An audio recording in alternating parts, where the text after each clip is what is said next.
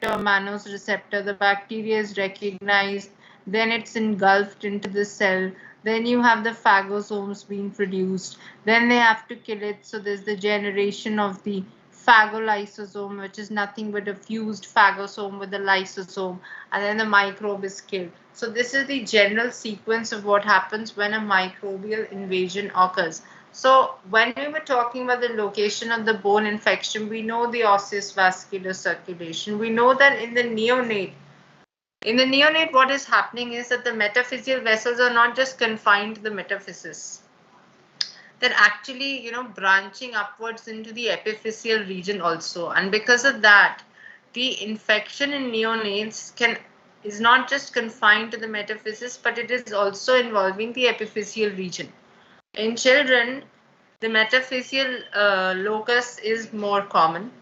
Now, let us look at older children. Now, after the growth plate is closed, the metaphyseal vessels actually reunite with their epiphyseal counterparts and provide a route for the bacteria to seed the epiphysis in the subchondral regions. So basically, that means that in older children, up till the time that the child is like 15, 16 also, you can have both sites involved. But in adults, it is epiphysis and subchondral region where you see more infection. So we've already discussed this. Now another thing is when you have a sharp hairpin turn, it A promotes vascular stasis. B, if you have an infected embolus, then it is going to get trapped in the U-shaped vessels. And C, the phagocytic function is naturally diminished in the metaphyseal region, which we were talking about a consequence of reduced intracellular oxygen. Now, when you have hematogenous osteomyelitis, we've already said that orthopedicians like this term more. It's the pediatric form of osteomyelitis. It occurs in children less than 15 years of age. We've already discussed the metaphysis is the site, the preferred site, especially for children because of all these factors. Diaphyseal osteomyelitis, generally, basically, we can see this happening in children, and it's direct trauma to the diaphysis. And of course, it is also seen in adults where you have a tubercular infection. Now, if you look at any acute inflammation, we know there are going to be neutrophils after the bacteria have entered. And then what happens is that over here, the necrosis actually happens fast. So within 48 hours, all this necrosis business starts. Now, the bacteria and the inflammation are going to spread longitudinally and they percolate through the Haversian systems and then directly reach the periosteum, which is the lining or the covering of the bone. Now, after that, you would have a number of subperiosteal abscesses which can form and which would dissect for long distances along the bone sub. Now, after the subperiosteal abscesses are formed, you would have a lifting of the periosteum. वो थोड़ा सा displace हो जाएगा because of these abscesses that are being formed. And when these are displaced, the blood supply to the entire region per se is affected. This promotes something called bone death, which is also known as sequestrum. And rupture, finally, तो आपका periosteum जो है will get thinned out, right? Leading to a soft tissue abscess in the vicinity and also creating a channel through which the chipped off bone is going to drain off. So there's a draining sinus, the sequestrum is crumbling, the fragments are passing through the sinus tract. So this is the entire phase-wise transition of how you have an acute infection, which is then from subperiosteal abscesses, which is then lifted the periosteum, then it's formed a sinus, and then in the chronic phase, it's nothing but shedding off of the sequestrum and the chips of bone through the sinus tract, right? So then you can see this diagrammatically. They've tried to, in the second step, there's a compensatory new bone formation, and finally there's sinus tract. So cytokines are stimulating. Now, any inflammation is incomplete without the cytokines. So the cytokines are stimulating osteoclast activity, deposition of reactive bone at the periphery. And the newly deposited bone can actually form a shell of living tissue known as involucrum around the segment of devitalized infected bone. Now, if you look at this, so this is nothing but you see what is happening over here. Look at the body's attempt to generate new bone. So it is forming a shell, but it's definitely very irregular. And this, if not, sorted out soon, it can lead to problems sometimes. This is an X-ray image, and you can see over here. So this inside the marrow, you can see some piece of chipped off bone which shouldn't have been in the marrow. The marrow should have been entirely clean. And if you look at the periosteal aspect, look at this. So there's lots of white thick border जो आपको दिख रहा है, that is thickened new bone formation, that is nothing but the involucrum. So this is the X-ray image of both of these things. The pathology is simple.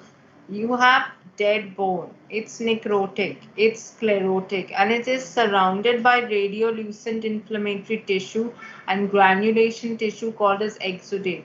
Then you have a dead piece of bone which is smooth on the inner surface and rough on the outer surface, and it is surrounded by infected granulation tissue. So you have the histopathology of osteomyelitis, and you have on the left, if you look carefully, this is lots of polymorphs. This is the bone. This is lamellar bone. This is lots of polymorphs. This is a bit of necrosis that has started in a lot of fluid actually. This is fluid. And here the bone has started becoming irregular. If you look carefully, I don't think maybe at this power you won't be able to appreciate it, but I'm going to put the arrow over here. Now look at this. This is actually a cell which has a dot that is displaced at one end. So it's a plasma cell. And look at this one also. There's another dot that is put at one end. So this is another plasma cell. So you're having neutrophils. This is a neutrophil with its multiple lobes. This is a plasma cell. This is another plasma cell. So this is a subacute infection.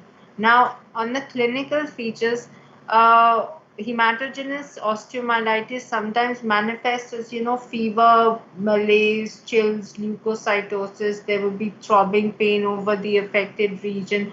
In infants, there might be unexplained fever. Then there will be a lytic focus of bone destruction surrounded by a zone of sclerosis. And biopsy and bone cultures are used to identify the pathogen. Now, generally, physicians, they use antibiotics and they use drainage procedures. Now, so we've already mentioned how is the patient going to come? Fever, going to come with chills, sometimes even weight loss, fatigue, bone pain. You have to examine it. Bones are tender, you start suspecting something. What else would you do? See, nowadays, I'll be very honest, this clinical presentation, you may think of dengue, right? Bone pains, fever, chills, right? You won't think of osteomyelitis. So go ahead, get a dengue serology, get a chikungunya, get a viral profile, get an autoimmune serology. Obviously, we know that osteomyelitis is not the first diagnosis in the world. It's going to come later on. But if all your tests are negative and your patient is complaining of bone pain, you're examining, you're seeing some redness or tenderness on palpation, then you should seriously think of seeing the X-ray, right? So bacteremia, patient is going to have fever with or without sepsis. Now, if there's a local infection in the marrow cavity, there's going to be pain. The motion may be limited or not limited. If you have pus that is accumulated and then the infection, as I mentioned earlier, is forming subperiosteal abscesses or infection into the bone cortex, then you have local redness, heat, and swelling, right? Now, there's a special form of chronic osteomyelitis. I've already mentioned the tuberculous osteomyelitis, Pott's disease, highly destructive disorder. You try to treat it like a pyogenic osteomyelitis. You've given your antibiotics, but the patient is still not responding. And many of these cases show spinal involvement. Many of these cases are already immunocompromised. The infection is breaking through the intervertebral discs to affect multiple vertebrae and extend into the soft tissues. So then the discs are destroyed, the vertebrae are destroyed.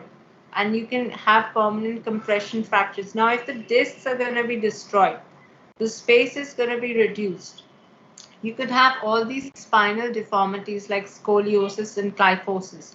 And because of the destruction of the discs, because of the reduction in the intervertebral disc space, and because of pressure on the nerves, you would have nerve compression, which results in pain. Involvement of the nerves can also have a very serious complication, and that is autonomic disturbances. Advanced cases of Pott's disease present with lower limb paralysis as well as urinary incontinence. So complications of TB may be arthritis, that is long-standing, sinus tract formation, psoas abscess, and amyloidosis.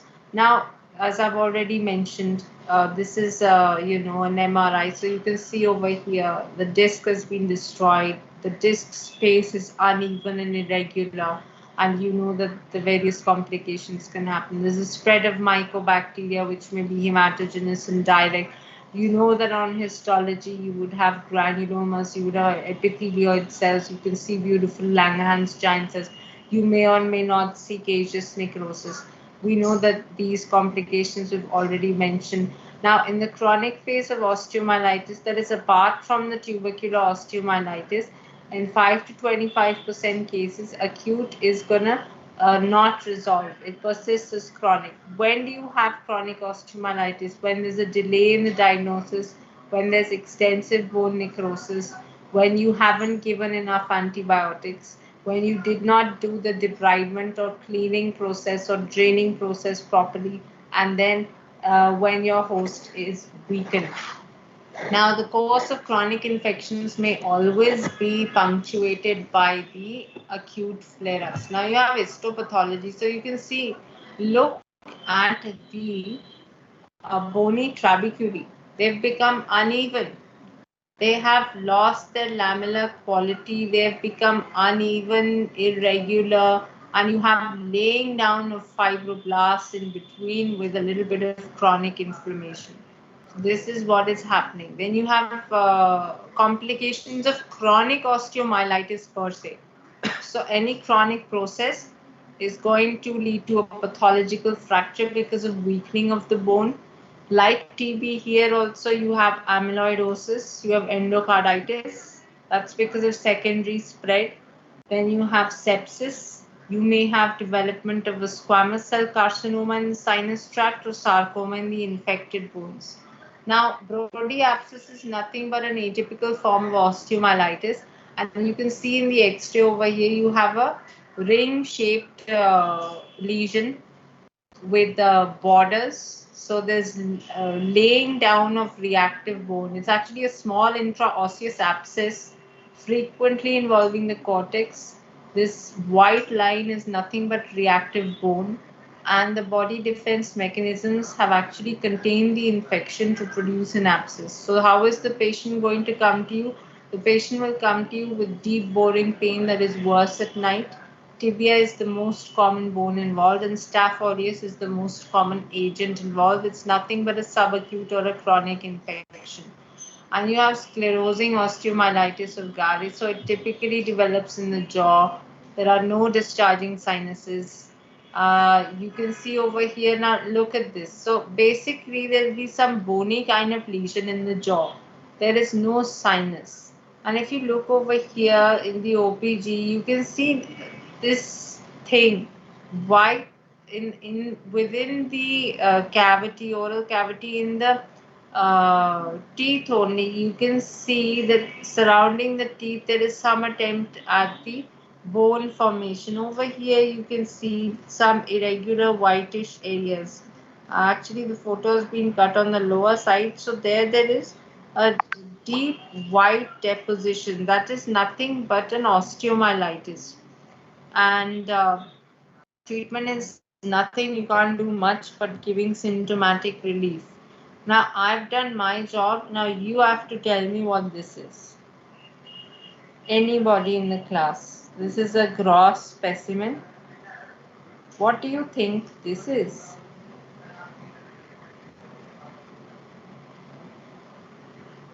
Which organ system is it?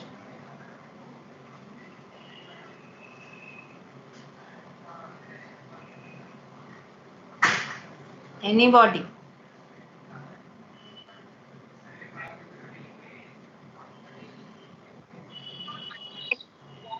Yeah, tell me. What do you think this is? Wild guess.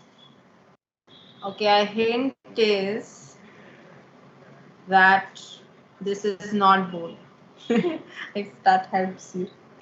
So what is it? What do you think this is? I will give you an unofficial tip that you can even see. Yeah. Somebody tell me what this is.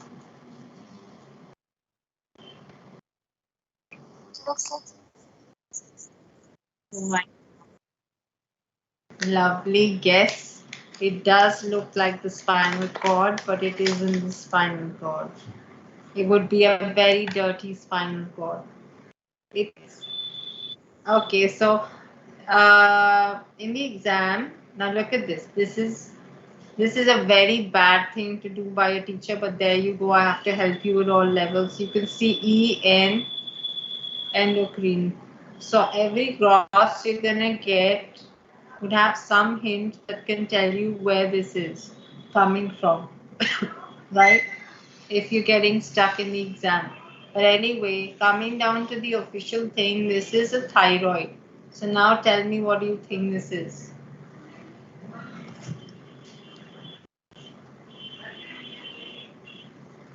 इतना तो बता दिया ना आपको, अब क्या है इसमें, बचा क्या है इसमें बताने को अब?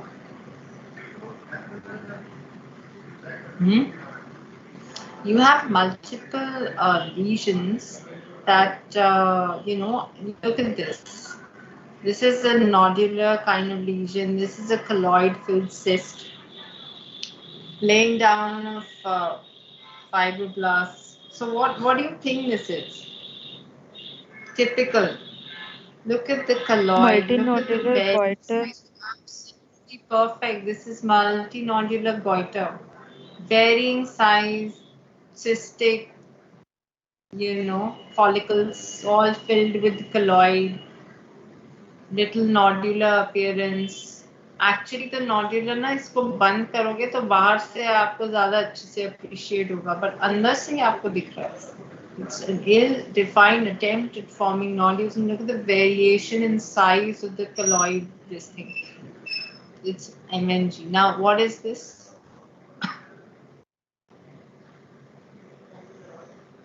ये भी endocrine ही है, चलो इतना बता दिया.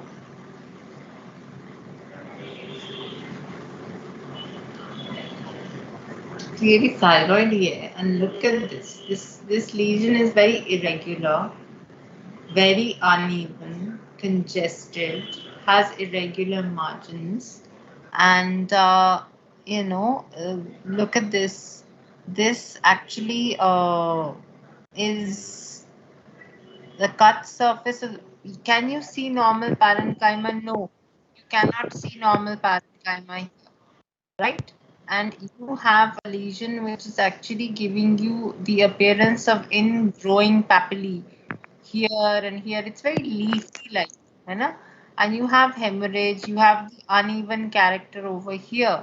So this is nothing but a papillary carcinoma of the thyroid. And let's look at this. What is this? What do you think this is? Maybe thyroid. What is it? Okay, that is beautiful, wonderful. There is a diffuse, symmetrically enlarged thyroid, and this is seen as a feature of Hashimoto's disease. So, in Hashimoto's disease, the cut surface would actually start looking like a lymph node. Why? Because you have an intact capsule, right?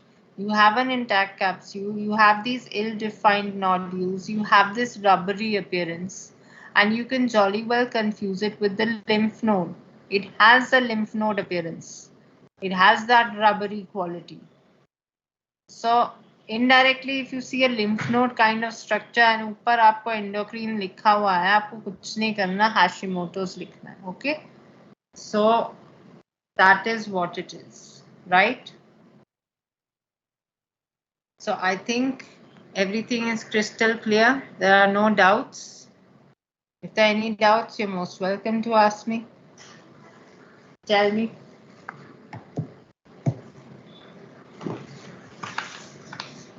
Tell me, tell me. Anything to ask? Chalo, okay then. Let's sign off. Short and sweet class. So let us see